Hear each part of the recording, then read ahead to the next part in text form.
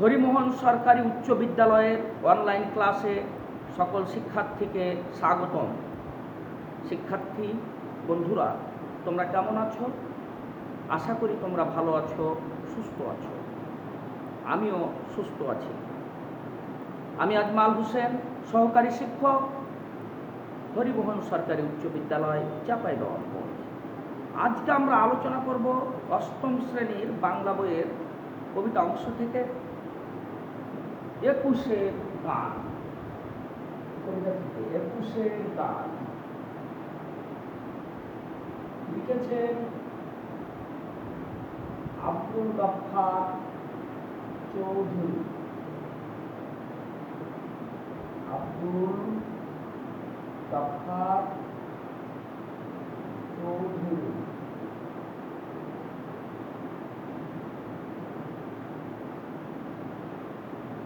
তিনি একজন প্রতিভাধর লেখক এবং বাংলা সাহিত্যে সুপরিচিত মুখ। তিনি একুশের গান কবিতা তথা এটি গান হিসেবে পরিচিত। একুশ আসলেই এই গানটি আনাচে কানাচে সব জায়গায় বাজতে থাকে। আব্দুল গাফফার চৌধুরী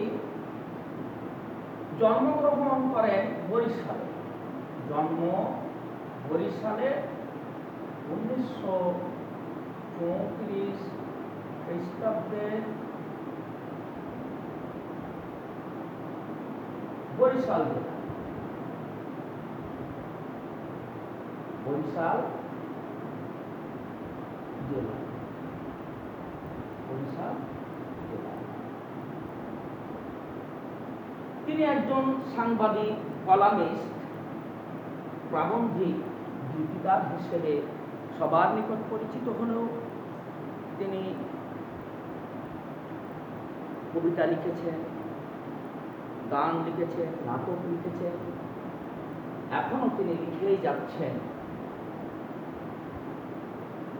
তার গ্রন্থ সমূহের মধ্যে আর পেশা যদি ধরা যায়, অর্থাৎ পেশা হিসেবে তাকে সাংবাদিকতাও ধরা যায়, প্রাবন্ধিকও ধরা যায়, গীতিকারও ধরা যায়। পেশা সাংবাদিক,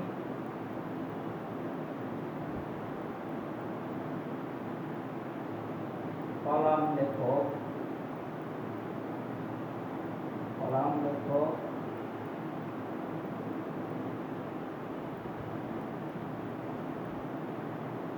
গীতিকার,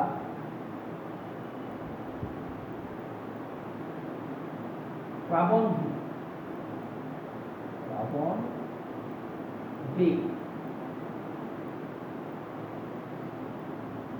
তিনি ইংল্যান্ডে বসবাস করছেন।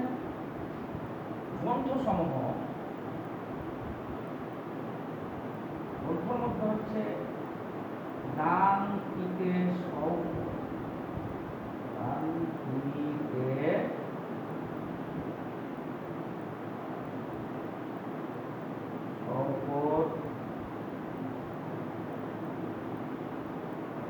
আধার কুটির ছেলে, আধার কুটির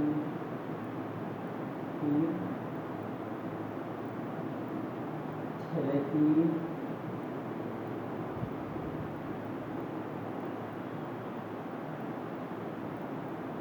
নীল যমুনা,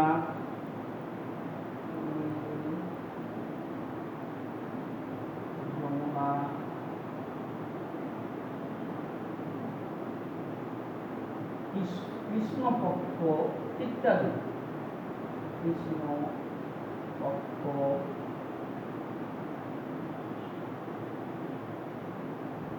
চন্দ্র, উপাখ্যান নামক কয়েকটি গ্রন্থ রয়েছে। স্বীকৃতি স্বরূপ তিনি অনেক পুরস্কার পেয়েছেন। পুরস্কারের মধ্যে যদি আমরা দেখি তাহলে 21 পদক, 21 পদক, স্বাধীনতা পদক,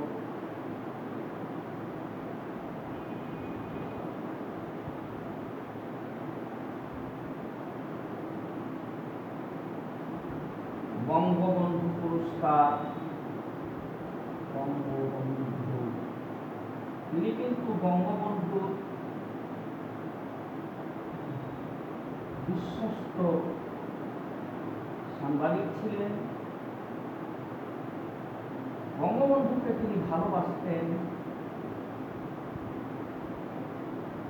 বঙ্গবন্ধু ভক্ত ছিলেন। প্রভাত তুলে লিখেছেন। এসব পুরস্কারে তিনি ভূষিত হয়েছেন। তবে তিনি কলাম লেখক হিসেবে সব জায়গায় পরিচিত। তিনি প্রবাস জীবনযাপন করছেন। ইংল্যান্ডে তিনি বসবাস করেও দেশের প্রথম শ্রেণীর জাতীয় দৈনিকগুলোতে লিখেই চলেছেন দেশ এবং জাতির স্বার্থে। তাহলে আমরা লেখক সম্পর্কে অর্থাৎ কবি সম্পর্কে বুঝলাম। আব্দুল গাফফার চৌধুরী 1934 খ্রিস্টাব্দে বরিশাল জেলায় জন্মগ্রহণ করেন। পেশা সাংবাদিক, কলাম লেখক, গীতিকার, প্রাবন্ধিক। তার রচিত গ্রন্থগুলোর মধ্যে ডানপিতে সৌকর, আধার পুঁথির ছেলেটি, নীল যমুনা, কৃষ্ণপক্ষ, চন্দ্রদ্বীপের উপাখ্যান। তিনি স্বীকৃতি স্বরূপ পুরস্কার পেয়েছেন 21 পদক, স্বাধীনতা পদক, ইউনেস্কো পদক, বঙ্গবন্ধু পুরস্কার সহ অসংখ্য পুরস্কার। এখন আমরা কবিতাটি আবৃত্তি করব। শিক্ষার্থী বন্ধুরা 133 পৃষ্ঠায় তোমরা খেয়াল করো। 21 গান, আব্দুল গাফফার চৌধুরী।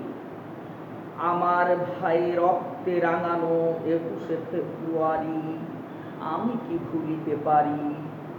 ছেলেহারা শত মায়ের অশ্রু ভরা ফেব্রুয়ারি, আমি কি ভুলিতে পারি।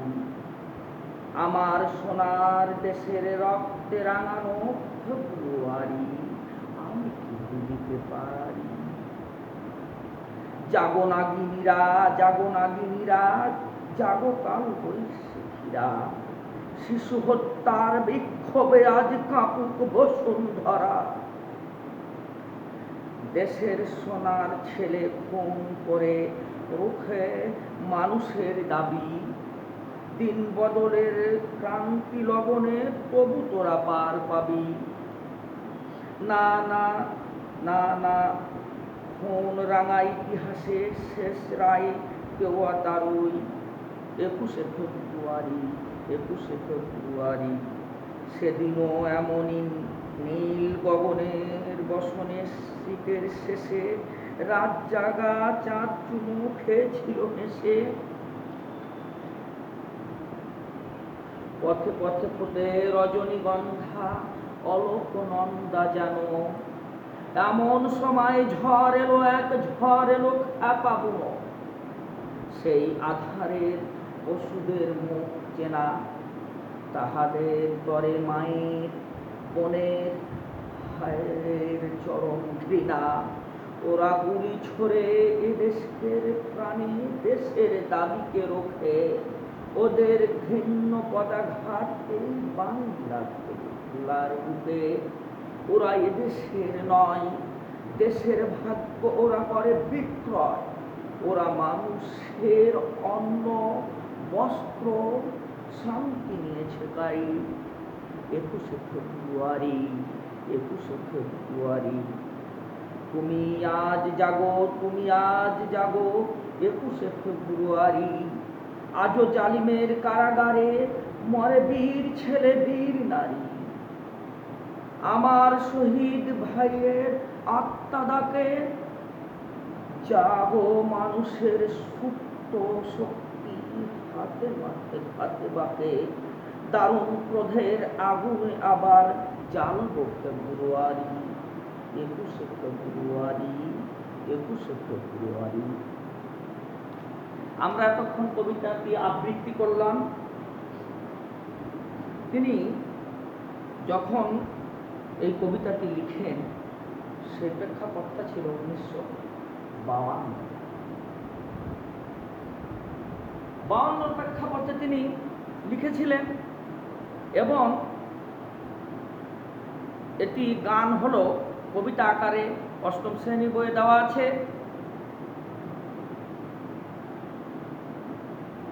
21শে ফেব্রুয়ারি সংকলনে বিখ্যাত কবি হাসান হাফিজুর রহমান 21-এর গানটি অন্তর্ভুক্ত করেছেন 1953 সালে। 21শে ফেব্রুয়ারি সম্পর্কে আমাদের জানা আছে, 21শে ফেব্রুয়ারি আন্তর্জাতিক মাতৃভাষা দিবস ও শহীদ দিবস। দিবসটি 1999 সাল থেকে যথাযোগ্য মর্যাদায় ভাব গম্ভীর পরিবেশে সারা বিশ্বব্যাপী উদযাপিত হয়ে আসছে।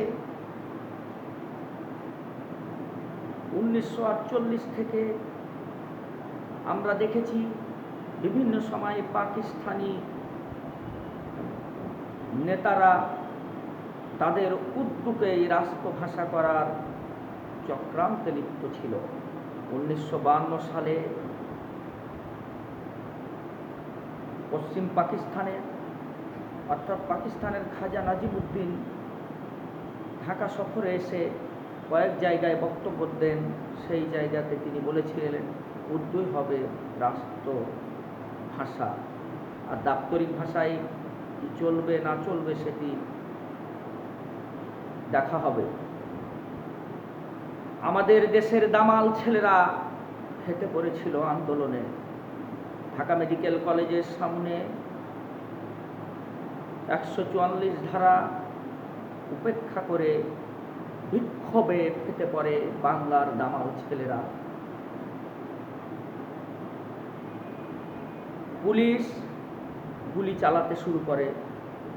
পুলিশের গুলিতে সালাম, জব্বর, বরকত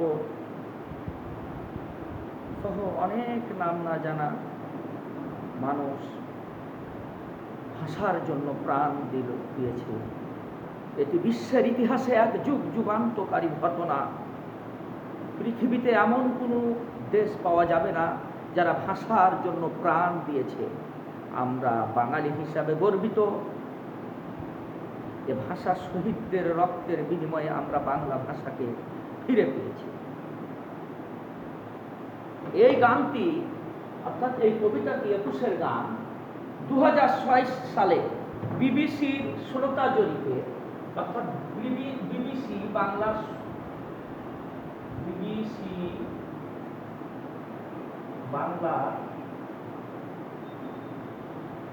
শ্রোতা জরিপে অর্থাৎ শ্রোতা জরিপের 3য় স্থান,